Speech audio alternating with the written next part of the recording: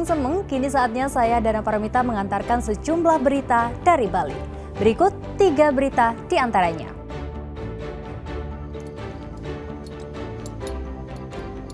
Dua pria tewas mengenaskan akibat sepeda motor yang mereka kendarai terjun ke jurang sedalam 15 meter.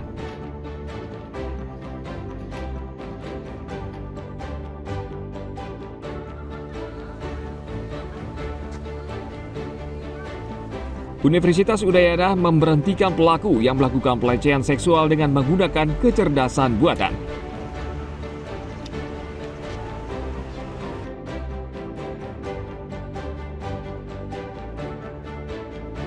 Ratusan siswa SMP se-Kabupaten Klungkung mengikuti parade nyurat aksara Bali di atas daun lontar yang berlangsung setiap tahun.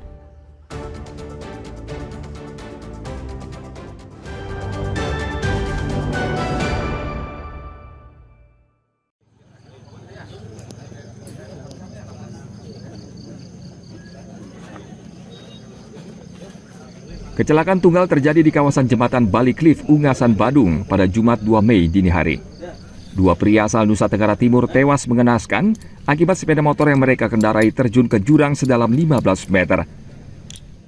Tim Basarnas Bali yang mendapat laporan segera mengevakuasi kedua jasad korban dari dasar jurang. Kecelakaan terjadi sekitar pukul 3 dini hari. Kedua korban yang berboncengan kehilangan kendali sehingga sepeda motor langsung terjun ke dalam jurang yang berada di sisi jembatan. Korban bernama Martinus Danggadora berusia 30 tahun dan Marcelinus Mabor berusia 38 tahun asal Nusa Tenggara Timur. Tim turun ke dasar jurang sekitar pukul 7 pagi, berhasil mengangkat kedua jenazah dengan menggunakan peralatan mountaineering. Kejadian hari ini musibah, 2 orang warga terjatuh menggunakan kendaraan sepeda motor di jembatan Bali Cliff. Kejadian pada pukul 03 pagi kemarin, korban terlihat jatuh di bawah jembatan Bali Cliff. Untuk kondisi korban meninggal, sementara korban sudah dibawa ke rumah sakit Sanglah.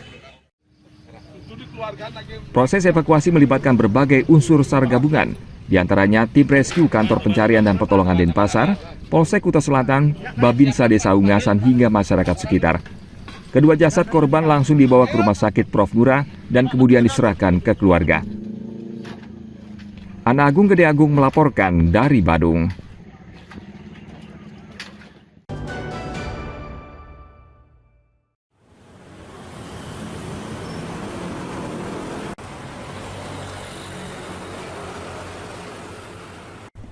Universitas Udayana akhirnya memberhentikan pelaku yang melakukan pelecehan seksual dengan menggunakan kecerdasan buatan.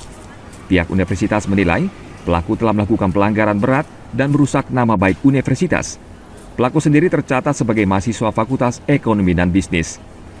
Berdasarkan pemeriksaan Satgas Pencegahan dan Penanganan Kejahatan Seksual, pelaku terbukti melecehkan puluhan korbannya secara digital.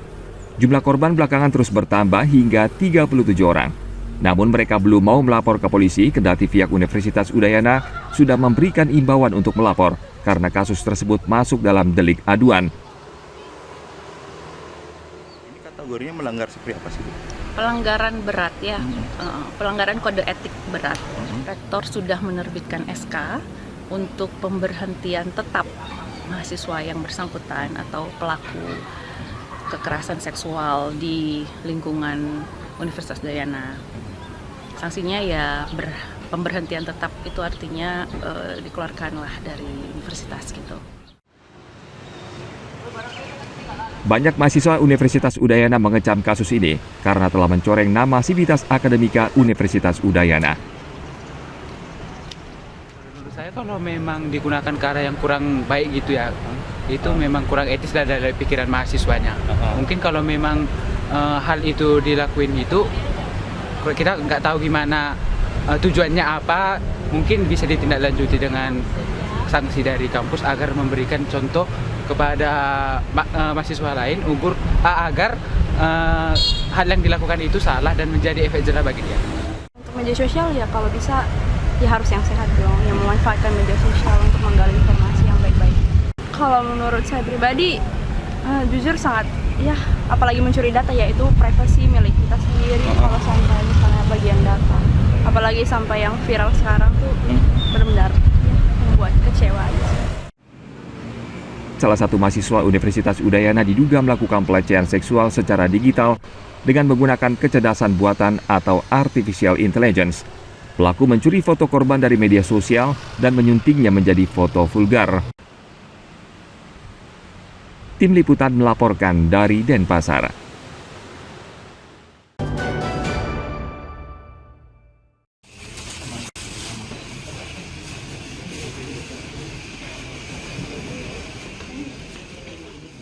Kepala Kejaksaan Tinggi Negeri Klungkung menetapkan Kepala Sekolah SMKN 1 Klungkung berinisial IWS sebagai tersangka karena menyalahgunakan dana komite dan dana program pintar atau PIP sejak tahun 2020 hingga 2022. Untuk memuluskan aksinya, IWS menunjuk pegawai kontrak sebagai pengurus komite yang seharusnya adalah orang tua siswa. Tersangka menyusun dana berjumlah sekitar 130 juta rupiah lebih tersebut dalam rencana kegiatan dan anggaran sekolah, namun tanpa melalui rapat komite. Tersangka langsung mengelola sendiri. Selain dana komite, tersangka juga menyelewengkan dana beasiswa PIP dengan meminta siswa menandatangani surat kuasa kolektif agar dana PIP bisa cair ke rekening yang ia kelola. Siswa seharusnya menerima dana PIP sebesar 450 juta rupiah, namun dana tersebut justru masuk ke kantong pribadi tersangka. Dalam perkara dugaan penyimpangan pengelolaan dana komite SMK Negeri 1 Klungkung tahun 2020 sampai tahun 2022. Selanjutnya pada hari ini, penyidik telah memeriksa IWS selaku tersangka.